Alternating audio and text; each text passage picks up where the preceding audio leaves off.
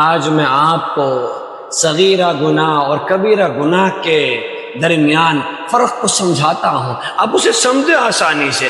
مثال دے کر میں آپ کو سمجھاتا ہوں۔ ایک شخص تھا، وہ اپنے بیٹے کو لے کر کے باغ میں گیا، اور باغ میں جانے کے بعد اپنے بیٹے کو تھوڑا اندر لے کر کے گیا، اور اندر لے جانے کے بعد باغیچے میں باپ نے اپنے بیٹے سے کہا، بیٹا اس سامنے جو درخت آپ کو نظر آ رہا ہے کتنا ہرا بھرا ہے، کتنا لمبا چوڑا ہے، کتنا حشاش بشاش ہے، تر و تازہ ہے، اور بہت خوبصورت بھی لگ رہا ہے۔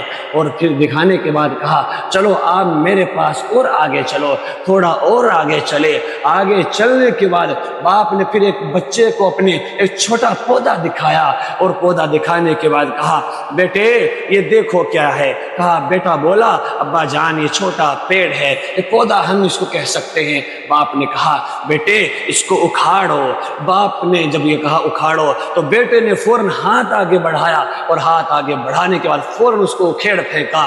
باپ نے کہا، اچھا اکھیڑ دیا؟ کہا، بہت آسانی سے اکھڑ گیا ہے، اس میں کوئی مشکل نہیں ہے۔ باپ پھر اسی درخت کے قریب لے کر کے آیا بیٹے کو، جو پہلے بڑا ہرا بھرا مضبوط درخت دکھایا تھا، اور دکھانے کے بعد کہا تھا کہ دیکھو کتنا اچھا ہے۔ اب باپ جب اس کے قریب لے کر کے آیا، تو باپ نے کہا، بیٹا اب اس درخت کو بھی اکھاڑ کر کے دکھاؤ۔ بیٹا مسکرایا اور کہنے لگا، ابا جان آپ کیسی بات کرتے ہیں، یہ درخت کیسے ٹوٹ سکتا ہے، اس درخت کو میں کیسے اکھاڑ سکتا ہوں، یہ تو ممکن ہی نہیں ہے، اتنا بڑا درخت کیسے اکھاڑ سکتا ہے۔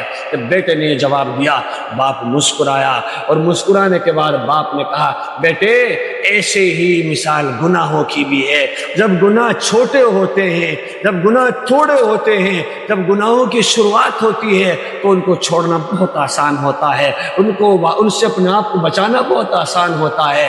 لیکن جب گناہوں کی عادت بن جاتی ہے، اور گناہ زیادہ ہو جاتے ہیں، اور گناہوں کی عادت بن جاتی ہے، تو ان سے اپنے آپ کو نکالنا ایسے ہی مشکل ہو جاتا ہے جیسا کہ اس درخت کو اکھاڑنا بڑا مشکل ہو رہا ہے۔ جب باپ نے یہ کہا تو بیٹا خاموش ہو گیا۔ اس دن اس بچے کو سمجھ میں آ گیا کہ اگر انسان گناہ کر رہا ہے، اگر گناہ کو شروع ہی میں چھوڑ دے تو اس کے لیے آسان ہوتا ہے، لیکن اگر گناہ کی عادت پڑ جائے تو پھر اس گناہ سے نکلنا انسان کے لیے بڑا مشکل اور بڑا دوبر ہو جاتا ہے۔